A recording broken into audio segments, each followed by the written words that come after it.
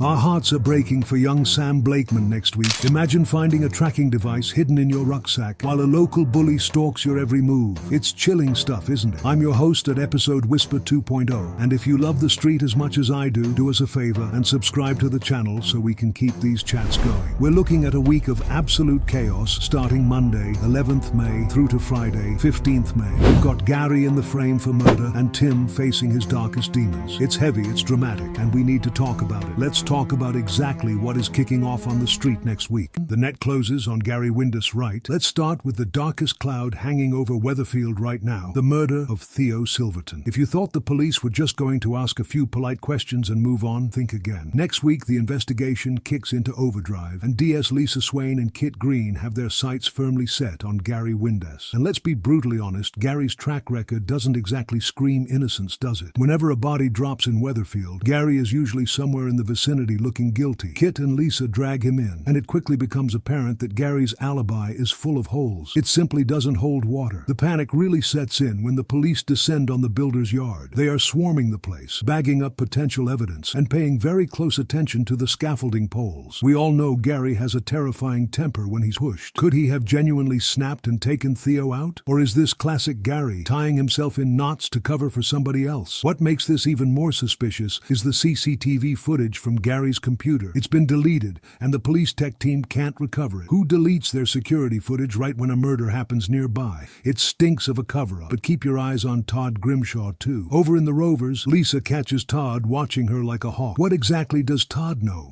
And why is he suddenly so interested in the detective leading the charge? Summer's convenient escape route. With the builder's yard crawling with police and Gary sweating under the interrogation lights, the timing of Summer Spellman's latest news is proper shocking. Out of nowhere, Summer announces she has been offered a place at an American university. Now, on the surface, this sounds like a brilliant opportunity for a bright girl who has been through the absolute ringer over the last few years. But you have to look at the timing. Weatherfield is currently a crime scene, the tension in her family circle is unbearable, and suddenly she has a one-way ticket across the Atlantic. Todd is practically pushing her onto the plane. He is urging her to accept the offer immediately and start afresh far away from the Cobbles. Does Todd just want what's best for Summer, or is he desperately trying to get her out of the firing line before the truth about Theo's murder comes out? My theory is that Todd knows exactly what happened that night, and he knows that if Summer stays, she might accidentally implicate herself or someone they love. Will's cruel game with Sam. Moving away from the murder for a second, my heart is absolutely breaking for little Sam Blakeman. Next week, his storyline takes a really sinister turn. All Sam wants to do is find a bit of peace and quiet. There's a meteor shower happening, and in classic Sam fashion, he gets his beloved telescope ready to go to the red wreck. He even asks Hope to go with him, but she brushes him off. So, he heads out alone into the dark. This is where Will Driscoll shows his truly nasty side. Will has been lurking around, and he follows Sam to the wreck. When Sam is all alone, Will confronts him, intimidating the poor lad so badly that a terrified Sam drops his telescope, smashing it to pieces, and runs for his life. When Leanne finds Sam later, he is visibly shaking, but instead of getting the support he needs, things get worse. Hope, rather than being a supportive friend, actually mocks Sam's fear of Will. This dismissive attitude from the people around him pushes Sam closer to the edge. He feels entirely isolated. It's incredibly frustrating watching the adults in his life completely miss the massive red flags waving right in front of them. The chilling discovery in the rucksack. The fallout from Will's bullying bleeds into the rest of Sam's week, and it genuinely spirals out of control. Sam has a maths exam coming up, which normally he would breeze through, but his anxiety is through the roof. He is terrified, jumping at shadows, convinced that someone is out to get him. Leanne, Nick, and Toya finally notice he's struggling, but they completely misread the room. They start whispering about getting him counseling. Sam overhears this, and in his fragile state, he assumes they think he's making it all up. He thinks his own family believes he's going mad. Thank goodness for Roy Cropper. Nick and Toya ask Roy to spend some time with Sam, hoping a bit of chess and quiet logic will calm him down. But when Roy sits down with him, he finds Sam in a state of sheer panic, holding something he just pulled out of his school bag. It's a tracking device. Someone has been tracking a child's movements. Is it Will trying to keep tabs on him to torment him further? Or is someone else entirely fixated on Sam? It sends shivers down my spine just thinking about it. Before we get into the massive showdown at the train station, if you're enjoying these theories, make sure to hit that subscribe button. We're chatting Corrie every single week, and I'd love to have you join our little Cobbles community. Will's desperate getaway collapses right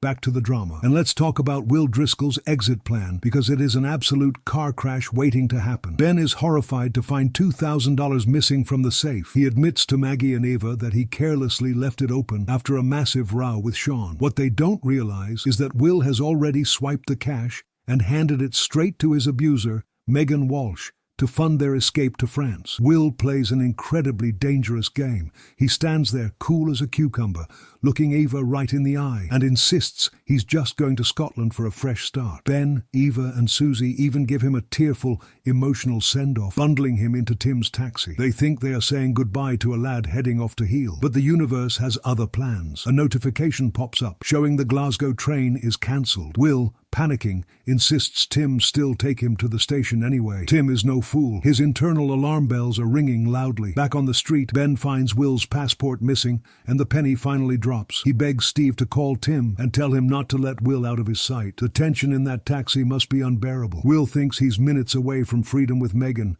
while Tim is slowly putting the pieces together. Tim's heartbreak and confrontation. What happens next is probably going to be one of the performances of the week from Jodie. Tim pulls the cab over and decides the only way to get through to Will is to share his own trauma. Tim opens up to the young lad about Trisha. He explains how long it took him to realize he was a victim of abuse, how the shame eats away at you, and how running away with the person hurting you never ends well. It's a beautifully written moment. Hearing Tim speak so rawly finally breaks through Will's defenses. The lad backs down, tearfully telling his family he isn't going to France, and he is finally ready to report Megan to the police. Lisa Swain gets straight to work, dragging Megan in for questioning. Megan vehemently denies everything, but with the stolen cash and the obvious escape plan, she is looking incredibly guilty. But Tim's heroic moment forces his own wife, Sally, to intervene. Sally points out that while Tim was incredibly brave to help Will, he still hasn't actually confronted his own past. She gently but firmly pushes him to face Trisha, and he does. Tim tracks Trisha down at her workplace. He stands tall and tells her straight to her face that no matter how she twisted it in her head, what she did to him when he was 14 was abuse. It's a massive step for his healing, and honestly, I think we're all going to be cheering at our tellies for him. Jodie's twisted web of blackmail. Finally, let's end with some proper soap scheming.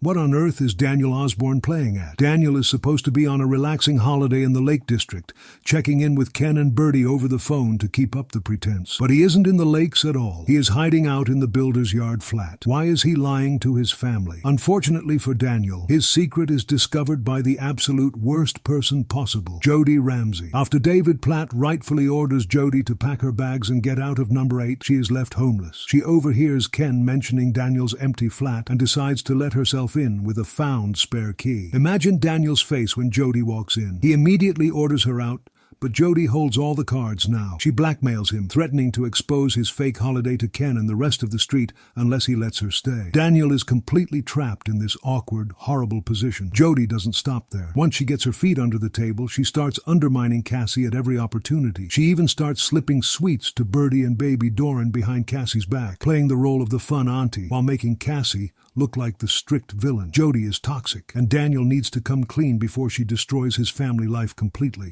What an absolutely mental week ahead. Between Gary potentially facing a murder charge, Sam being stalked by goodness knows who, and Tim finally getting the closure he deserves, Weatherfield is not giving us a moment to breathe. Now it's your turn. I want to hear your thoughts down in the comments. Do you genuinely think Gary killed Theo, or is he covering for somebody else entirely? And who do you think planted that tracking device in Sam's bag? Let me know your best theories. If you enjoyed this video, please give it a big thumbs up. It really helps the channel out. And if you haven't already, subscribe and turn on the notification bell so you never miss a spoiler update. Have a brilliant week, look after yourselves, and I'll see you next time for more drama from the Cobbles.